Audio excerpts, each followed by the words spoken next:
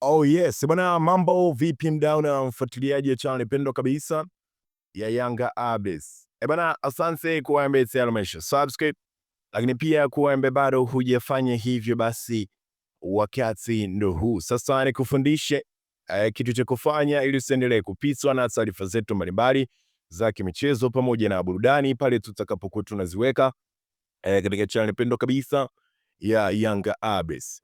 Bwana, kitu cha kufanya, make sure unabonyeza neno ambalo liko chini ya video hii linasomeka kama subscribe, lakini pia itatokea alama ya kengele, utaminya ili kujihakikishia kupata taarifa zetu mbalimbali za kimichezo pamoja na burudani pale tutakapokuwa tunaziweka katika channel pendwa kabisa ya Yanga Updates. Lakini pia ni vizuri ukatuandikia sehemu ya comments kuwa unatazama taarifa hii kutokea mkoa gani nchini Tanzania. Kwa kufanya hivyo utakuwa umetisha kinoma noma na taarifa zetu zote zitakupasa popote pale ulipo kiganjani kwako bila kuhangaika kuzitafuta mahala popote pale.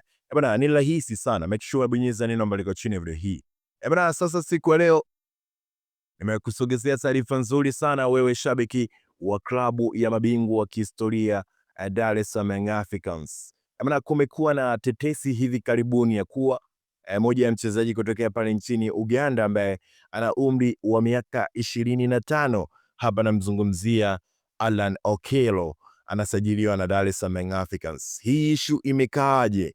Bwana, sasa siku ya leo nikuthibitishie tu, siku ya jana Engineer Hersi ameweza kuthibitisha kuwa Alan Okello ni mali halisi kabisa ya Dar es Salaam Young Africans. Bwana, ameweza kusema Engineer Hersi ni kiongozi ambaye Dar es Salaam Young Africans wanatakiwa kumshukuru sana kwa kuwa ameleta vyuma vingi sana katika kikosi cha mabingwa wa kihistoria Dar es Salaam Young Africans. Sasa bana, unaambiwa hili dili la Alan Okello ambaye ameforce 100% hadi Alan Okello kuja Dar es Salaam Young Africans ni Khalid Aucho.